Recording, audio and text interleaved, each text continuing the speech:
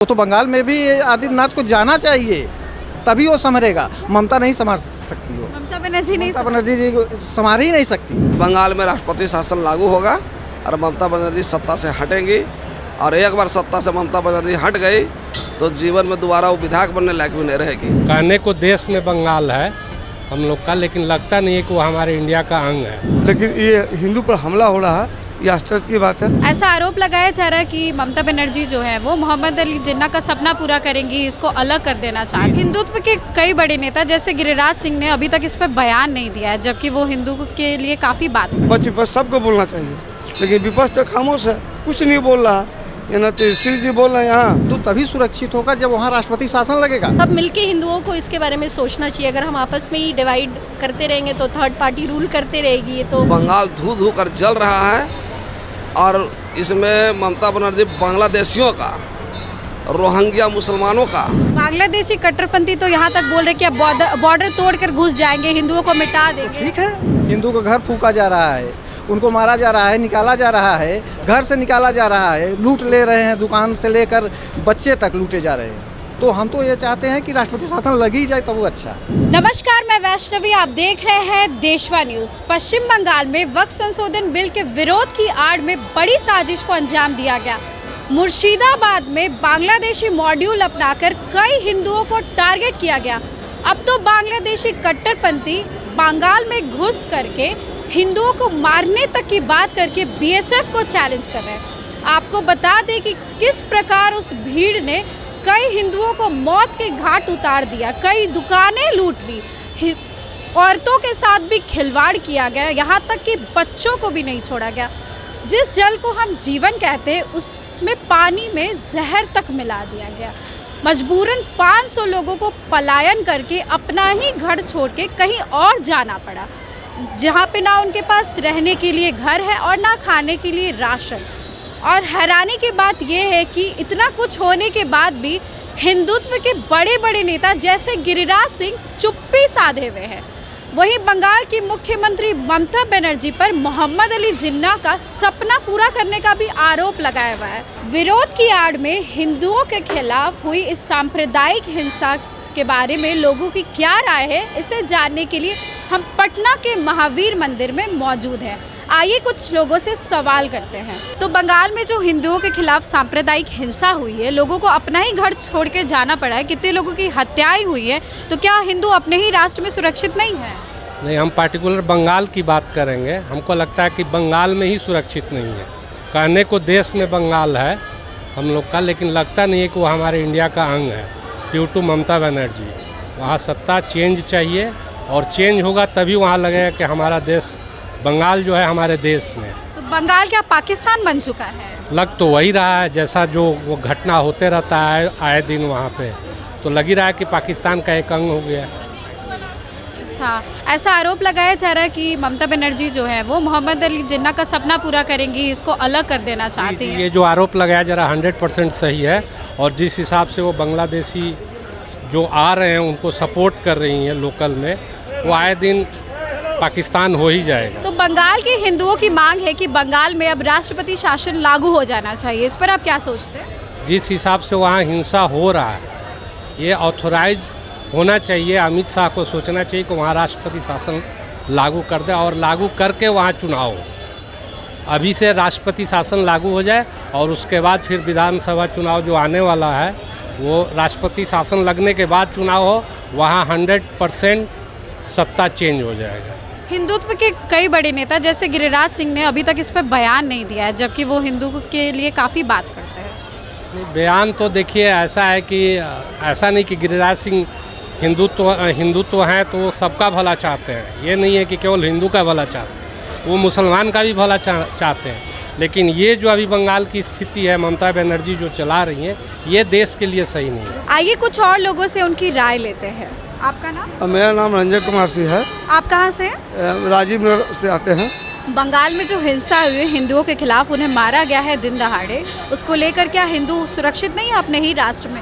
ये तो मतलब अभी जो कानून बना है उससे तो हिंदू को लेना देना नहीं है, ये संवैधानिक कानून बना है, लेकिन ये हिंदू पर हमला हो रहा है, ये आश्चर्य की बात है। ये एक धर्म पर हमला हो रहा है, सिर्फ हिंदू पर, ये कानून तो बना है संविधान के माध्यम से, लेकिन गलत हो रहा है। सब लोग दहशत में इसके लिए, और डर के हमला बना हुआ है। ये दूर दूर तक फैले नहीं, हम लोग सब डरे हुए हैं इसके लिए। तो क्या बंगाल में भी राष्ट्रपति शासन को लागू कर देना चाहिए अगर ऐसा माहौल लागू होना चाहिए, देर हो रहा है इसमें। कानून का शासन होना चाहिए, वहाँ कानून का शासन है नहीं। लोग वहाँ दहशत में जी रहे हैं, घर द्वार छोड़ के भाग रहे हैं। लोग कब जागेगा सरकार? वहाँ राष्ट्रपति शासन एकदम लागू होना चाहिए। कई बड़े बड़े नेता जो है इसको लेकर अभी तक चुप्पी साधे हुए हैं और ममता बनर्जी अलग ही विपक्ष इस पर कुछ बोल नहीं रहा। सबको बोलना चाहिए। और हिंदू धर्म पर हमला हो रहा है, हिंदू लोग पर हमला हो रहा है, विपक्ष पर सबको बोलना चाहिए। लेकिन विपक्ष तो खामोश है, कुछ नहीं बोल रहा। ये ना तहसील जी बोल रहे हैं यहाँ। बंगाल में जो हिंसा हुई है उसको लेकर आपको क्या लगता है कि हिंदू अपने राष्ट्र में ही सुरक्षित नहीं है? ये चाहते हैं कि हिंदू तभी सुरक्षित होगा जब वहाँ राष्ट्रपति शासन लगेगा, अन्यथा सुरक्षित तो नहीं है वहाँ पे। आप उत्तर प्रदेश हैं? जी, उत्तर प्रदेश। तो उत्तर प्रदेश में तो योगी आदित्यनाथ जी है, तो क्या बंगाल में भी ऐसी ही चीफ मिनिस्टर की जरूरत है? वो तो बंगाल में भी आदित्यनाथ को जाना चाहिए, तभी वो संभरेगा। ममता नहीं संभाल सकती, वो ममता बनर्जी नहीं ममता बनर्जी जी को संभाल ही नहीं सकती, क्योंकि वो एक तरह से हम तो समझते हैं कि वो मुस्लिम हैं, हिंदू तो है नहीं। हिंदू दर्द वो जानती ही नहीं। हिंदू का घर फूका जा रहा है, उनको मारा जा रहा है, निकाला जा रहा है, घर से निकाला जा रहा है, लूट ले रहे हैं, दुकान से लेकर बच्चे तक लूटे जा रहे हैं। तो हम तो ये चाहते हैं कि राष्ट्रपति शासन लग ही जाए तब वो अच्छा है। तो प्रधानमंत्री मोदी और गृह मंत्री अमित शाह को भी इसमें इंटरफेयर करके कुछ बोलना चाहिए। बिल्कुल, हमारे प्रधानमंत्री जी हैं, वो तो उनको तो इंटरफेयर उसमें करना ही करना है और करना चाहिए। अगर राज्य नहीं समझ सका है तो आप संभालिए उसको जाकर, जैसे संभरे, चाहे वो सेना संभरे, चाहे अर्धसैनिक बल से, किसी प्रकार उसको संभालना पड़ेगा प्रधानमंत्री जी। बांग्लादेशी कट्टरपंथी तो यहाँ तक बोल रहे कि अब बॉर्डर तोड़कर घुस जाएंगे, हिंदुओं को मिटा देंगे। ठीक है, अरे घुस जाएंगे तो ये सेना किस दिन के लिए रखे हैं? मारे इनको। बंगाल में बहुत हिंसा हुई है, हिंदुओं को मारा गया है और ऐसा बोला जा रहा है कि हिंदुओं को हम तो यहाँ से मिटा ही देंगे। तो इसको लेके आपको नहीं, ऐसा है, इसके लिए तो हिंदुओं को ही स्टैंड लेना पड़ेगा। अगर हमारे हिंदुओं में खुद में ही आपस में झगड़ा रहेगा या हम आपस में ही नहीं रहेगा बैलेंस, तो तीसरा तो उसका फ़ायदा उठाएगा ही। इसमें कुछ नहीं। अगर आप मिटने के लिए तैयार हैं और लोग आपको मिटाने के लिए तैयार हैं तो फिर आप आराम से रहिए। और अगर आप सब मिलके हिंदुओं को इसके बारे में सोचना चाहिए। अगर हम आपस में ही डिवाइड करते रहेंगे तो थर्ड पार्टी रूल करते रहेगी। ये तो सरकार के हाथ में ज़्यादा कुछ नहीं है। ये तो मुझे लगता है ऐसा कि हिंदुओं को ही आगे आना पड़ेगा इसके लिए। और कई बड़े लीडर्स इसको लेकर अभी तक चुप हैं, कुछ खास बयान नहीं दिए हैं, जैसे गिरिराज सिंह जो काफ़ी हिंदुओं की बात करते हैं, उन्होंने अभी तक कुछ खास स्टेटमेंट भी नहीं किया। नहीं, स्टेटमेंट की ज़रूरत नहीं है ना। जब आप एज ए कॉमन पब्लिक और कॉमन आप जो नॉर्मल पब्लिक है वो डे टू डे लाइफ की प्रॉब्लम फेस कर रही है, उनको पता है कि क्या ग्राउंड पे क्या प्रॉब्लम है उनके साथ, वो अपना फ्यूचर आगे पीछे सब समझ रहे हैं। लीडर क्यों ज़रूरत है, वो क्यों उसके लिए? आप पहले खुद में आप यूनिटी रखो ना।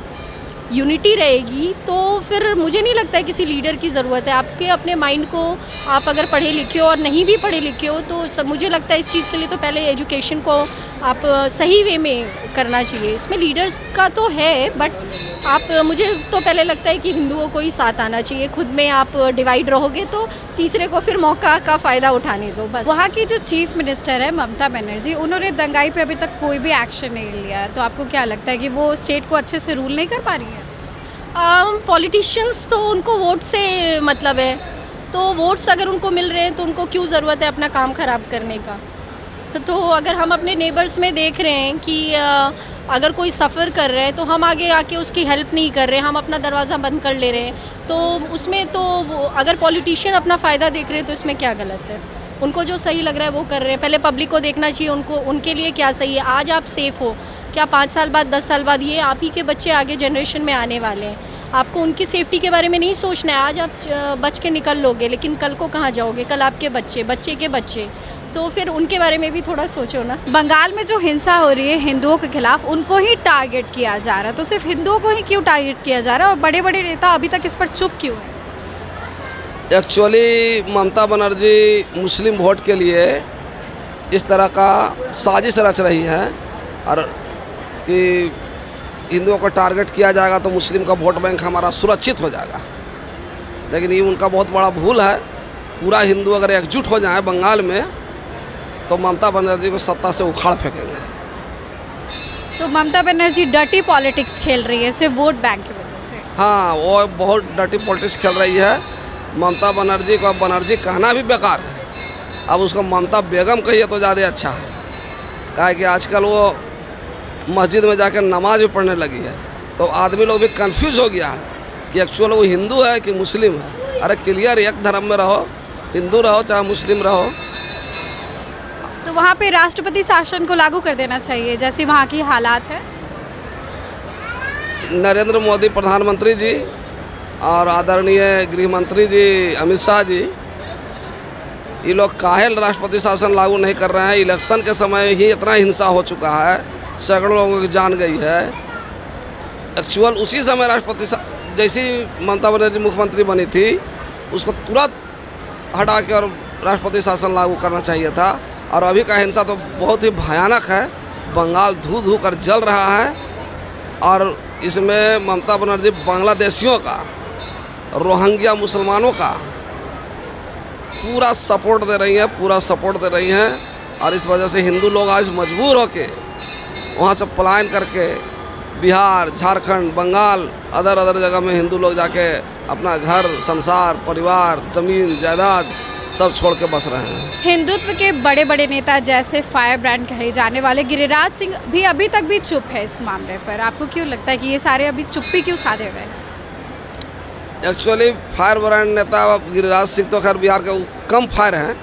सबसे बड़ा फायर ब्रांड नेता अमित शाह हैं। वो जरूर कुछ ना कुछ सोच रहे होंगे इस बारे में, कुछ वो प्लान कर रहे होंगे कि प्लान कर रहे होंगे, वो प्लान कर रहे होंगे। क्या बीजेपी का उनको चाणक्य कहा जाता है। हाँ, तो प्लानिंग चल रही है और हमको लगता है कि बहुत जल्दी बंगाल में राष्ट्रपति शासन लागू होगा और ममता बनर्जी सत्ता से हटेंगी। और एक बार सत्ता से ममता बनर्जी हट गई तो जीवन में दोबारा वो विधायक बनने लायक भी नहीं रहेगी। ऐसे भी उस सिबंधी अधिकारी नंदीग्राम से उसको बुरी तरह से हरा चुका था। और वहाँ से हारने के बाद, नंदीग्राम से हारने के बाद फिर दोबारा चुनाव लड़ी है बंगाल के कोई सीट से, कलकत्ता सर का कोई सीट से। काहे कि जो मुख्यमंत्री जिसको बनना रहता है तो उसको 6 महीना के अंदर कोई ना कोई विधायक वाला सीट से जीतना पड़ता है।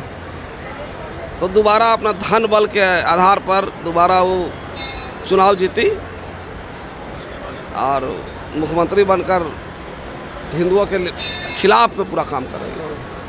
तो ममता बनर्जी हिंदुओं के खिलाफ, ममता बनर्जी बहुत ज़्यादा हिंदुओं के खिलाफ काम कर रही है। कहे कि अब बनर्जी रही नहीं, वो ममता बेगम हो गई है, नमाज पढ़ रही है। उसको क्लियर कर देना चाहते कि हम इस्लाम ज्वाइन कर रहे। बंगाल अब ये पाकिस्तान बन चुका है क्या? बंगाल पाकिस्तान बनने के राह पे चल चुका है, लेकिन उसका पाकिस्तान बनने दिया नहीं जाएगा, उसको ठीक किया जाएगा।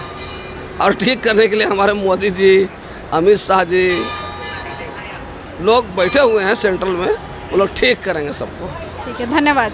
तो बंगाल के मुर्शिदाबाद में हुई इस भयावह हिंसा को लेकर लोगों में काफ़ी आक्रोश है।